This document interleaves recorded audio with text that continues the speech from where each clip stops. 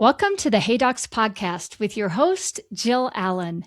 Today, I am joined by Scott Hansen, founder and CEO of LeadSigma. Scott works with orthodontic practices to help them improve lead management, patient communication, and conversions through automation and AI-driven systems. As practices continue to navigate staffing challenges and increasing patient expectations, missed calls and inconsistent follow-up can quietly impact growth. In this episode, we're talking about how AI is being used in practices today, where it creates real value, and why even the best technology still depends on strong systems underneath it. So let's take a look. And now, a word from the sponsors who make this podcast possible.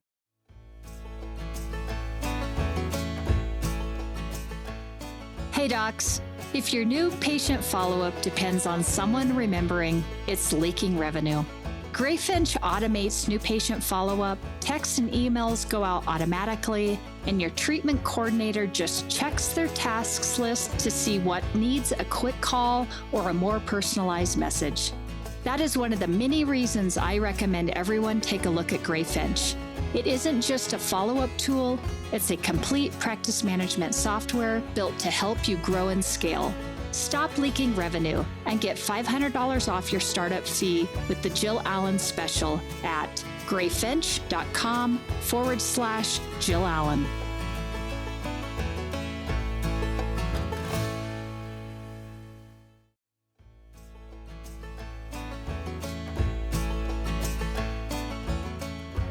Are you thinking about opening an orthodontic practice? I know, it's a big decision, but saving 25% on the ADEC equipment you need to get started, that's an easy one. Because ADEC has a special program called Smart Start, designed to help you launch your first practice. You get up to 25% off your ADEC orthodontic equipment and furniture. You also get complimentary services to help you run and grow your business. And my favorite part, access to the Smart Start pricing for 2 whole years after you open your doors. That gives you flexibility to add more chairs as your cash flow grows. It's pretty smart. As an orthodontist, you care about getting all the little details right, and ADEC really got it right with this program. So if starting off with a big savings on ADEC equipment sounds good to you, the ADEC Smart Start is definitely worth a closer look. Just follow the link in the show notes to learn more.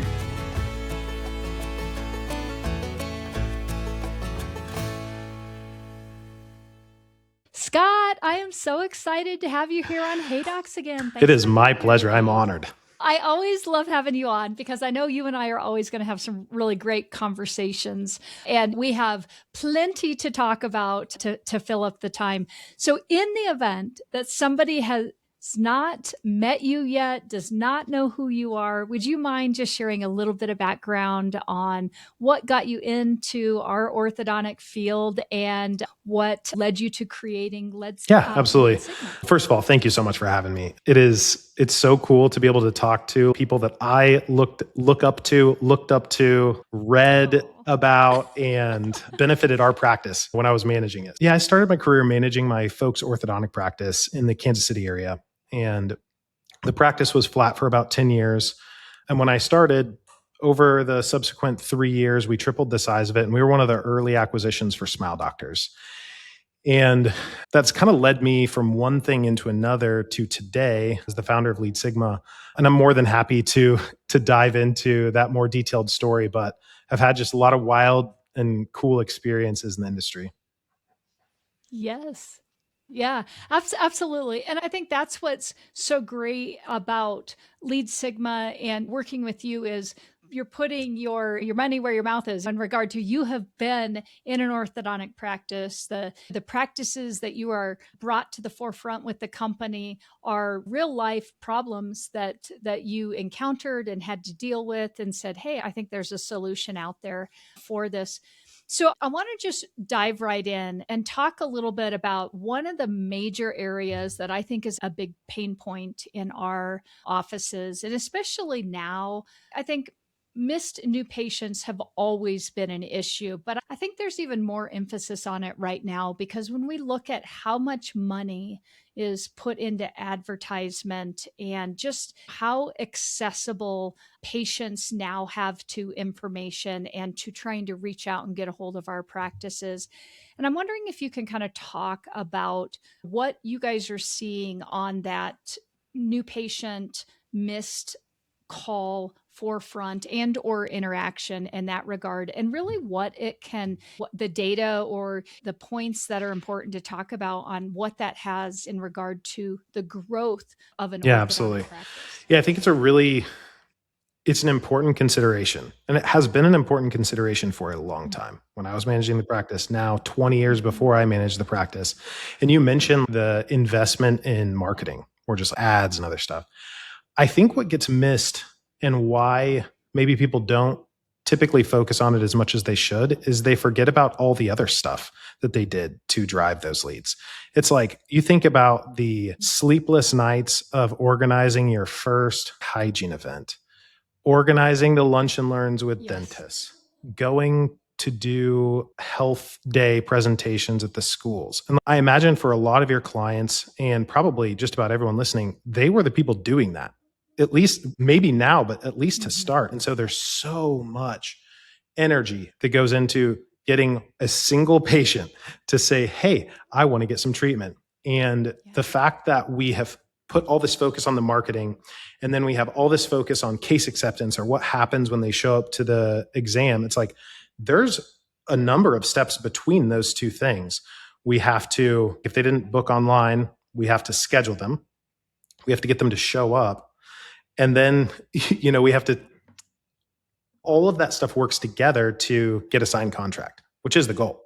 But with LeadSigma, basically what we started with, we have what we internally call a sales CRM, or it's an automation engine that ingests new patient leads and helps practices follow up on those leads. We help them be super fast, use all the communication channels, and do it over the long term. And it's the easiest way that you can manage leads in an orthodontic practice. We've had the great fortune of serving many of the fastest growing practices in the country. We serve Smile Doctors. We serve about 500 of their locations. And some of our largest customers a couple of years ago said, "Hey, we're using these call tracking solutions," because typically the enterprises are pretty dialed in terms of the data that they're collecting. "Would you mind to build it for us so that we can have not only the digital leads coming into LeadSigma, but also the calls coming into LeadSigma, and we can track everything?" And as soon as we built that for those customers and started offering it to our other clients, we very quickly realized that more than 1 out of 4 new patient calls is missed.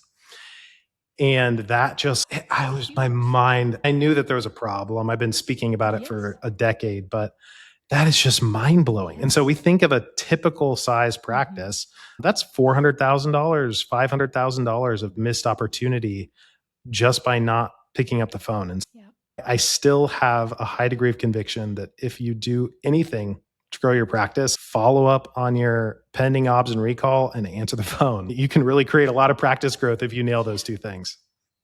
And I really could not agree with you more. And just kind of taking that look at the past to where we are at the present, I completely agree that for so long we have, to your point, just focused on, I really think that patience in the door to conversion into a start, and missed that opportunity, that contact component to actually showing up. And I can remember in practices where you'd look at all of those patients that scheduled and never showed up, or we were never tracking the patients that reached out and just never even got to an appointment. And to think about just lost revenue right there. And just to emphasize your point about if we can capture that the patient from any type of contact point into our practice, whether it is the phone call, whether it is an inquiry online, or them being able to directly schedule in. I think you are so right that even if it's 1 in 4, for every 1 in 4 that we miss, just really sitting under the weight of how much money our practices could be losing just by not being able to manage that call. And I think about how much more that's even magnified with a startup practice. And when you think about, we are building a practice call by call, and for every new patient call that's missed, that may be outside of our working hours, that may be, oh, nobody's going to call on the weekends, or I just don't have the money to put a team member in the office on this day. It really could make the difference of whether we hit that initial goal that we have in our first year, or maybe not hitting that goal. So I'm wondering if you can just dive into a little bit, because I think you guys take a really great approach where you're really leaning into AI and powering the systems in LeadSigma through AI. And I'm wondering if you can talk about that and kind of what it does for us to have our phones and our systems managed 24/7, and what you guys are seeing from your data as far as practice success when they Yeah, have that absolutely. support. We initially started working on our CoPilot AI product, which is a generative AI receptionist that answers missed calls or new patient calls that were otherwise missed, and has a dynamic conversation with the patient and books them for an appointment. And in most cases, it books it directly in the practice management software because we have integrations with the majority of the softwares. The reason why we built it was because we saw the stats from our clients missing calls. And we're like, okay, that's a lot of potential opportunity. And I think it was just the right time, right place. This was like right at the beginning where people were starting to hear more about AI. And fortunately, I have a very talented technical team. And so they're like, we think we can do this.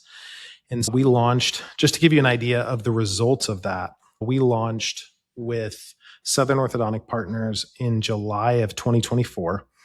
And for the 15 locations that we launched with, we had a unique setup in the sense that we were not answering all the missed new patient calls. They were not confident enough in this brand new thing. So we were only answering the calls that came in via digital ads that were missed.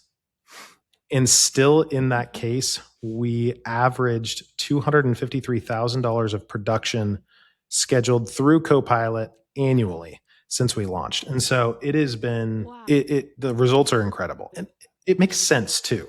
Patients are calling, they are calling to get an appointment scheduled, and we help them do it. We're not having to have them jump through more hoops, leave a message, get called back. Yeah. Our data shows that the majority of new patients who call, when they hit the voicemail, they hang up without leaving their information. And almost all the practices that we start to serve, they don't even track that. They don't even know to call those people back. And I think that's a huge advantage of being a startup, is you can be really in those numbers. It's pretty easy to see 2 or 3 missed calls and call them back. Yes. It starts to get lost in the sauce as the practice grows, and taking advantage of that while you can keep control yourself of all those metrics is important. Yeah. Yeah. And I think that it's such a good point that you bring up, that the devil is in the details, and it is easier in a startup. We can look at our voice over IP system and be like, oh, this came in. I can call them right back. Where, to your point, the bigger the practice, the busier you are. And I just think most people don't even think to look at that. And I think as there are still some doctors that are on more not on voice systems, so it's even harder to check those numbers, or even be aware that, oh my gosh, that is a total that we haven't even thought about. So I want you to talk a little bit about, I've heard you use this word patient attribution, but what does attribution mean, and how does that matter to us when we're really looking at how practices track their marketing and operational decisions? Attribution is really important. It may be less important for a smaller practice because they're just at the very beginning, it's a lot of just brute force. Like, you're just talking to everyone you can. Like, the fact that one patient came from a mom at a soccer field or whatever, that's not that important. But the larger the practice gets, the more the attribution is important, because the more investment, more arm's length or third party investment you're making in buying signs and hiring digital marketing agencies and all these things. We were really surprised when we started LeadSigma that even the largest practices in the world, once we started tracking their leads, once they had leads, or once those leads converted into patients, they didn't really know where that patient originated from. They could tell like what form got filled out or where they did the online booking, but our clients couldn't tell if they got a click from a Google ad. Was it a Facebook campaign? Was it the sign at the soccer field? Was it a dental referral? Where they came into the process and what actually happened with it in the end. And that really surprised me because I've never been really on the marketing side. It's always been in this transition between marketing and operations. But we're talking amongst our client base, hundreds of millions of dollars of marketing spend. And the best that could be done in terms of attribution was, oh, you got this many clicks or you got this many calls. And all of us know that's not what any doctor wants to buy. They want to buy money. They want to buy the patients and butts and seats. Yep. And so we're like, okay, we think that we can solve this problem by taking all the data we have on the front side and matching it up with the appointment data and patient data. And that's what we've built so that we can actually tell clients, you got this many leads generated from this source. And those leads turned into nothing. Or every single one of those scheduled an appointment, showed up to their appointment, and started treatment. And so we are helping clients see past the vanity metrics and see the real ROI for their effort and for their spend. And that's just one piece of the benefit. And that is a huge piece. We're giving people insights into the data that they've never had before. And we're really excited about that. The other thing that's really exciting about having that data is you can say, okay, the people who came from this particular ad or this particular source that ended up as patients, we want to see more of those people. So we pass that data back to Google and Meta and TikTok and the ad platforms so that we can train their algorithms to target more people like the ones we want.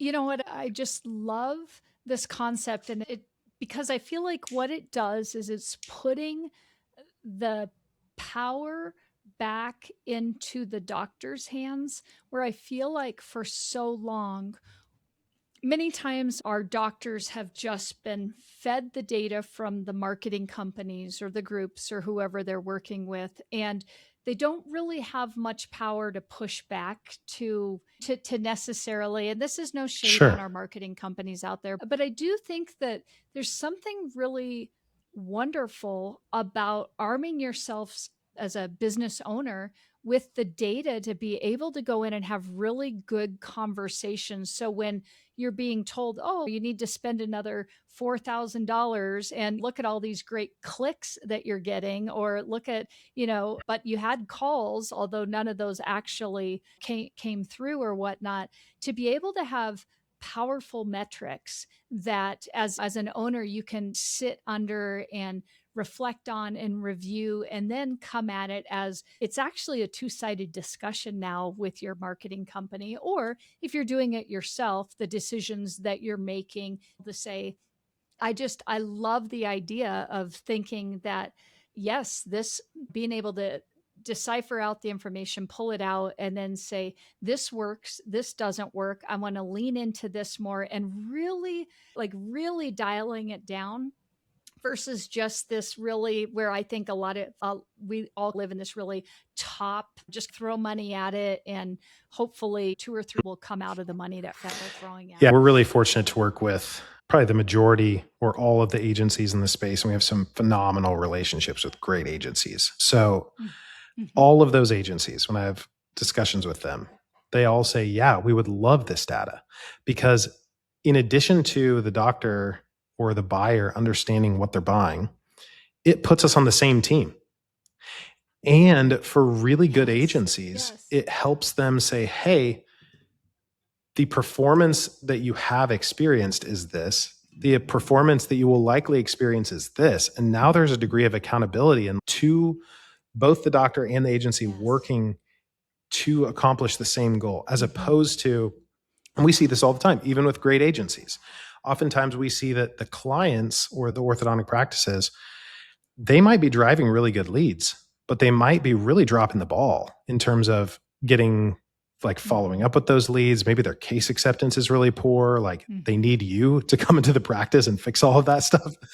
And so what happens is the marketing agency is doing a phenomenal job. The practice is dropping the ball. The marketing agency says, hey, we got you 1,000 calls. And the doctor's saying, yeah, but I don't see the results. And that doctor hops from one agency to another. And that's frustrating for everybody. It's frustrating for the great agencies. Yes, it's frustrating for the clients. And in addition to just showing the results from the marketing, we're also showing them all the results for the sales activity or this new patient follow-up activity so that the whole picture is painted now for the client. And the agency can say, we drove these 1,000 leads. These 1,000 leads are really good because you'll notice on these 15, you followed up with them well and they all started treatment. And these other 90, you didn't, and they didn't start treatment. And so it's no longer a finger pointing game. It's more like, hey, how can we work together to accomplish this goal that we've set? Yeah. And now a word from the sponsors who make this podcast possible.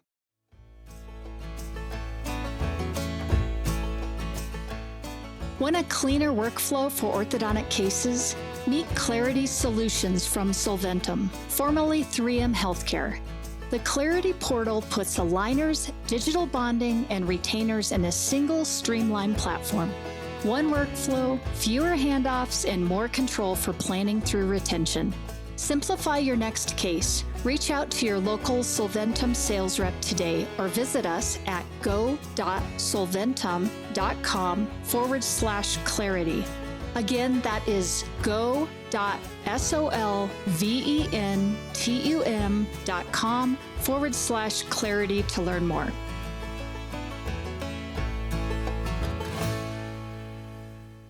And again, just what a wonderful thing to just really have that fluidity of being able to have both sides, as you just said, working together, because I just don't feel like this is something that we've paid a lot of attention to. And to your point, there can be a lot of finger pointing one way or the other.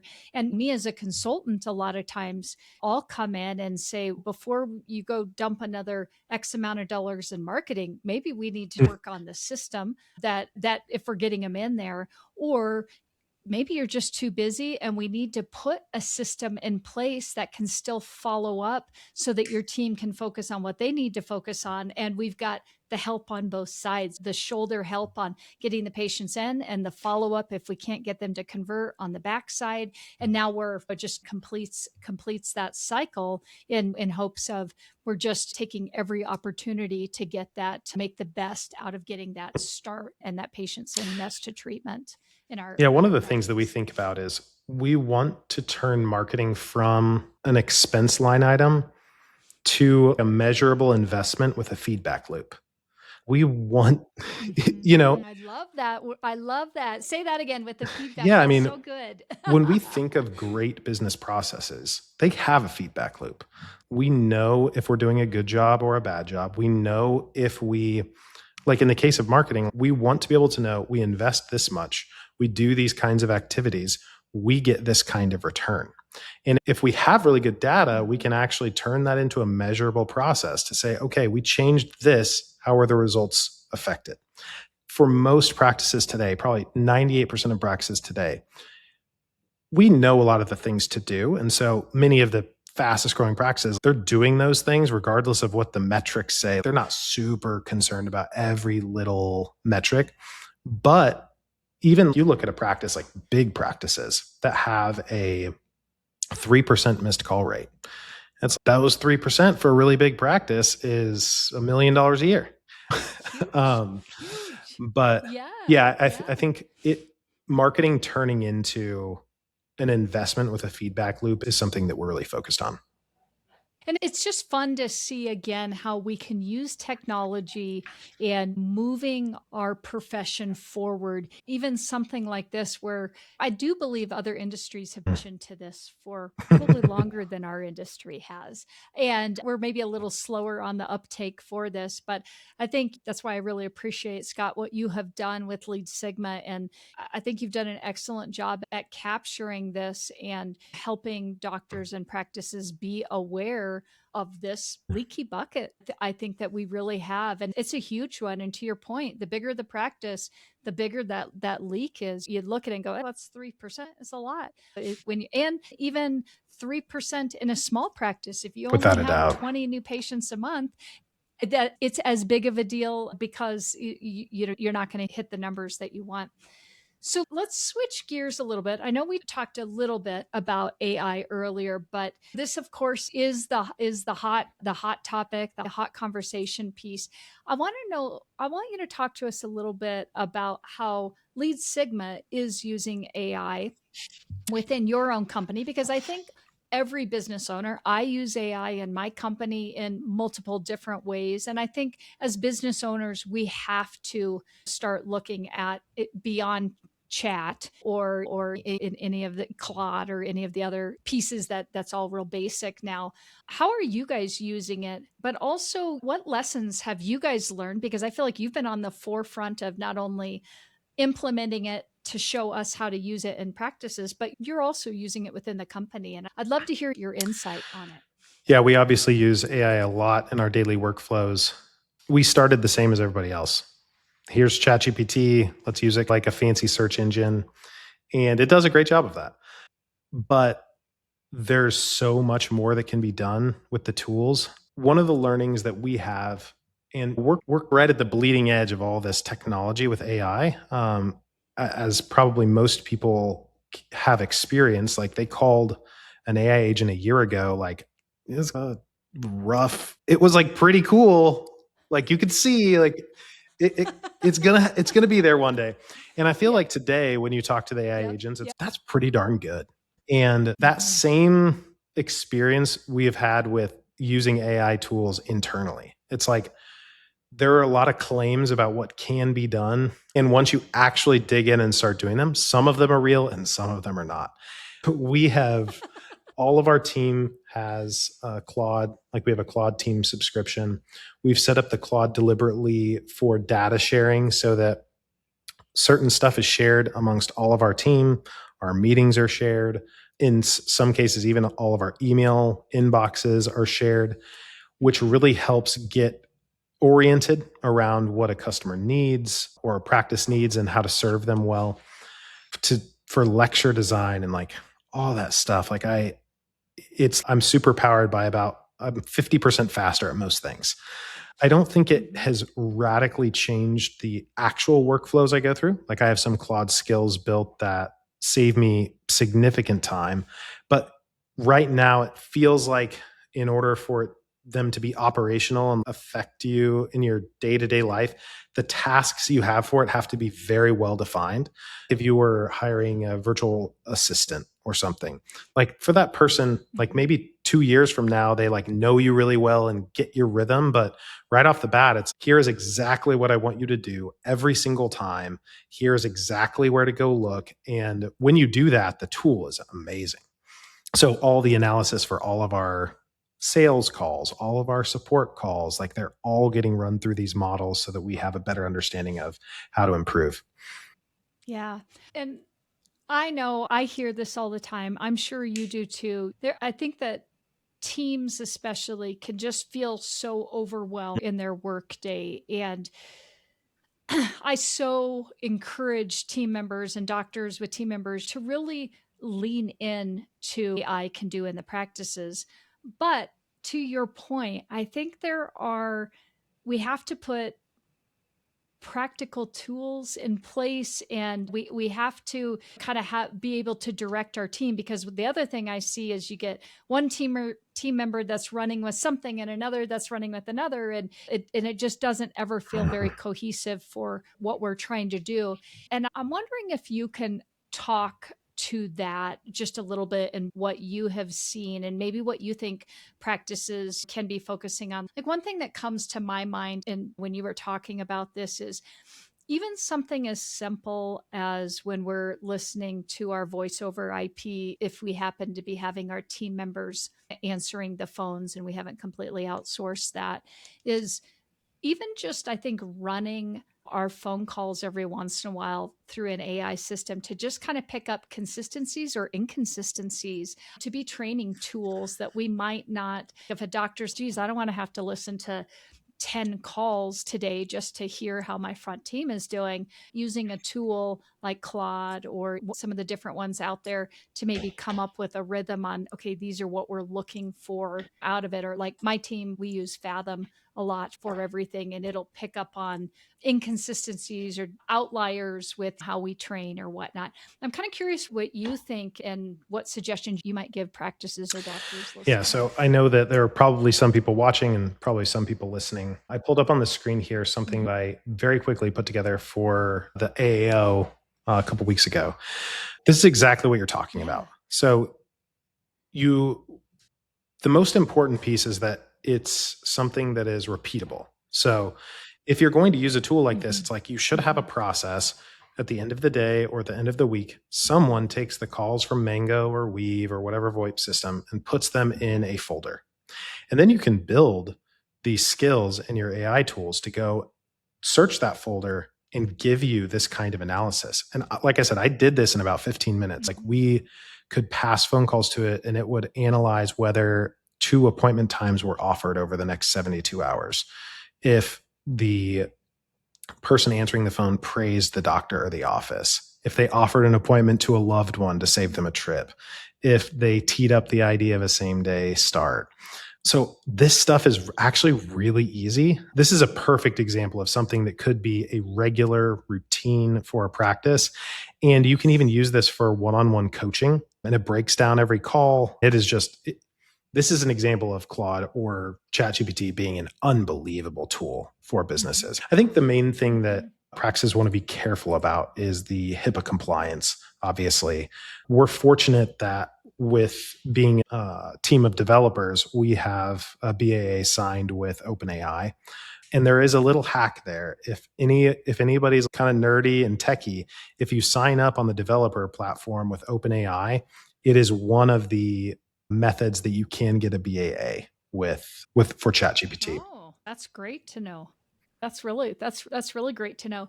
And again, I think what is so great about what you just showed us, and I would encourage anybody who is listening, pop on to the Hey Docs on YouTube and you can see what Scott was showing us here. But what is so cool about this is, again, just thinking about these tasks that we may not even know we should be doing, or maybe still manually doing on our own. And instead, we can build that out with, like you said, a little bit of time. Doesn't take a lot. Now, I would suggest you don't let everybody in your office build this system out. Use the doctor or use the office manager. You figure out what you want to get out of this. But again, when we think about this is just for how do we continue to just make our practices better. And it's all of these little, a leaky bucket. Just how many phone calls do we miss where we don't offer up that extra appointment to a loved one and miss the opportunity? There's nothing worse. Every doctor at some point in your career, you're going to have this where you have a family member that comes in and they've got braces or aligners on from somebody else. And you're like, how did that happen? How is that even possible that they got care somewhere else? Well, their child or family member is in practice with me. And I think it's those little things that just right here. We're like, but this is where technology is so much above just monitoring and helping us write emails or whatnot, where if we can learn to lean into it and then just think what that does for our team members. And I talked a lot at the AO about building careers versus jobs in our practices. And imagine being able to give them even more to work on and help them be better at seeing just how cool our offices are, besides it's just about this rote job that you're doing day in and day out. Yeah, I think it is the future. The people who learn this well, who understand how to use the technology, they're good, man. Because every business owner wants people like that. If people who can be efficient and innovative with how problems get solved. There's another thing that I wanted to mention too, in terms of, like you ask us how we use AI internally. One change that we made about 6 months ago is we got more serious about the context engineering, which is just fancy words for saying, giving the LLM enough data about us for it to do a good job. And I have a spreadsheet that I'd be more than happy, like we can put it in the show notes. It has a prompt in it where you can literally copy paste the spreadsheet, plug the prompt into ChatGPT or wherever you're using your LLM, and it will guide you through exactly what to do to give the LLM enough data about you, and it will make everything about interacting with the LLM more efficient. And again, what a great tool that is, and simple. And thank you Sure. for giving us that prompt. I'm sure, again, we'll have that in the show notes here, but just how nice that is, so that now it is responding and thinking about us from the business, not just randomly pulling different contexts or whatnot.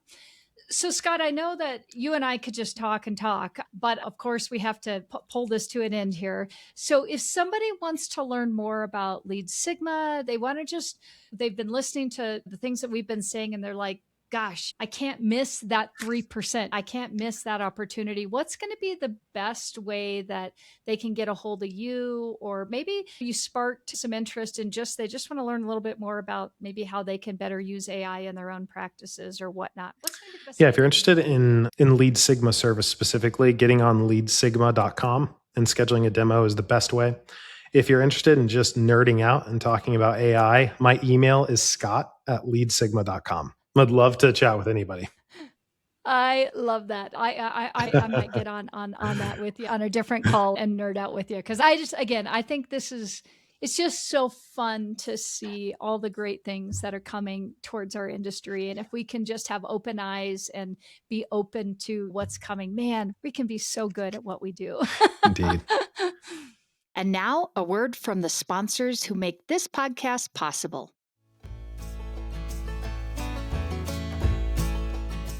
Hey docs, let's talk about SmileSuite, because it's not just another scheduling system. It's a game changer in the world of new patient management. And as a proud SmileSuite partner, I've witnessed the incredible impact it has on practices of all sizes. SmileSuite means your new patient calls and web leads are expertly handled 7 days a week, even during nights and weekends. And they offer top-notch customizable presentation software and seamless post-consultation follow-up. It's like having a secret weapon for your practice's success. Curious? Dive into the revolution at GetSmileSuite.com. And don't forget to mention Hey Docs to unlock some extra goodies. Elevate your practice with SmileSuite, because every smile deserves a suite of excellence. Scott, thank you for just giving us some good information. And you know how I like to finish up Hey Docs. I like to finish us up with a little speed round. So are you ready for your speed round challenge? Okay. What is one of your go-to strategies for getting unstuck if you got a big problem? Speaking with smart friends and colleagues and prompting Claude. I like it. All righty. What is one piece of advice you wish you had followed earlier? I don't know if I received this advice from someone, but as I was preparing for this conversation, I remembered this was one of the questions that you might ask. And I'm reminded about an AAO that I went up to, Rosemary Bray, and I said, I was still managing our practice. And I said, hey, I really want to do what you do. Will you be my mentor? And she basically was very kind, but she was like, heck no. and I wish that I had understood earlier that networking without providing value is a waste of time. I provided her no value, and I wish someone had been more exacting when they were giving me that advice. Yeah. I love that. That's great. And she is great. She's a wonderful woman. And you know what? Had you maybe stepped into that role, that's true. That's true. So how wonderful that you had to find your own path too. So that I think that's great. All right. Last one. If you could add just one unconventional perk to a workplace, what would you add? Could I do 3? Okay. So one, yeah, sure. I would give every workplace a corporate chaplain. 2, I would have support for DMV renewals. And 3, I would have all employees have access to someone to negotiate with their insurance company and doctor offices for them. Oh, Yes, that's great. I love those unconventional perks. I hear some great ones, so those are great. Again, Scott, this has been just a pleasure talking to you, and I just appreciate what you and LeadSigma are doing in our space. And thanks for just staying on that. It is my pleasure. It's so fun to work with your clients and see their growth. And yeah, I just appreciate you having me on. Yeah. All right. Thanks, Until Jill. next time.